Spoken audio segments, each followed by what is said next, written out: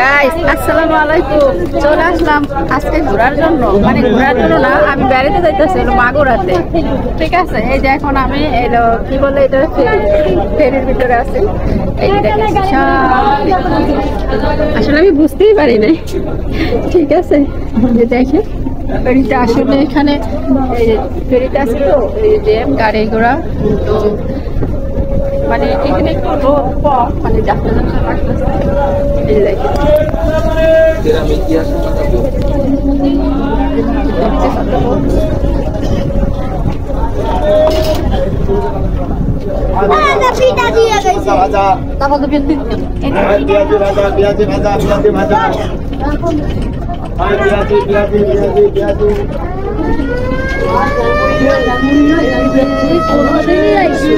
না, আমি প্রথম আসলাম এদিকে, আমি তো কখনই আসি নাই। আমি যাইতেছি যে মাগুরা, আমার শ্বশুর বাড়ি যাইতেছি। ঠিক আছে, আসলে আমি কখনো আমি বন্ডল করবো না,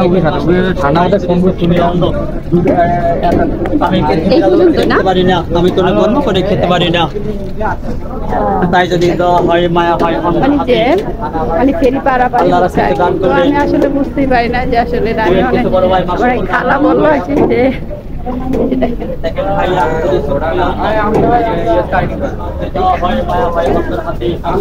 খালা আমাকে বললো, আমি তার বুঝি নাই।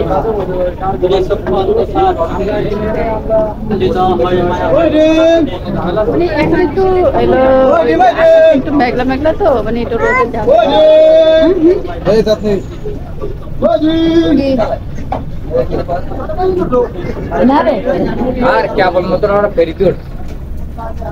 মানে ফেরিতে আছি, কিছুক্ষণের মধ্যে আর কি হয়তো ফেরি পারাপার হয়ে যাবো। তো আসলে একটু ঘুরা ঘুরা দেখতে আসছি আসলে ফেরির জাপ এই যে নামাই দিলেন, ফল দিলেন আবার ও মাথায়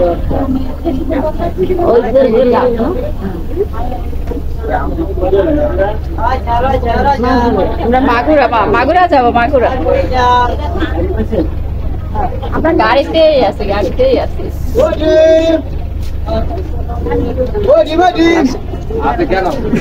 মানে ভালোই লাগতেছে। ফেরিতে এরকম ভাবে কখনো উঠি নাই।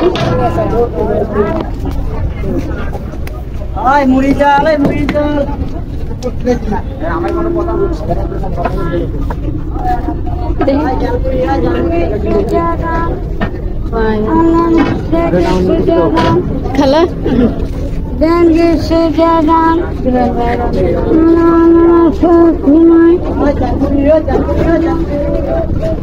আসলে আজকে দুপুরবেলা তো হ্যাঁ, ওই ফেরি দেবো, একটা ফেরি চলে যাচ্ছে দেখেন।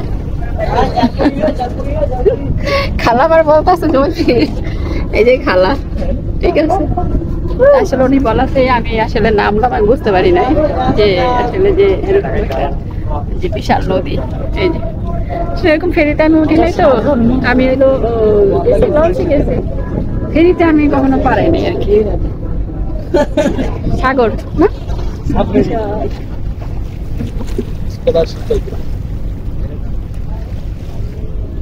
মোবাইল তো গাইস, কেমন লাগলো অবশ্যই কমেন্টে জানাবেন। আর আমি মাগুরাতে যাচ্ছি, তবে হয়তো যাইতে আরো 1 ঘন্টা বা 2 ঘন্টা লাগতে পারে না, যেহেতু আজকে গাড়ি অনেক দেরি করে থাকছে। তো ভিডিওটা যদি ভালো লাগে অবশ্যই শেয়ার করে দিবেন আর কমেন্ট করে জানাবেন যে কেমন হয়েছে।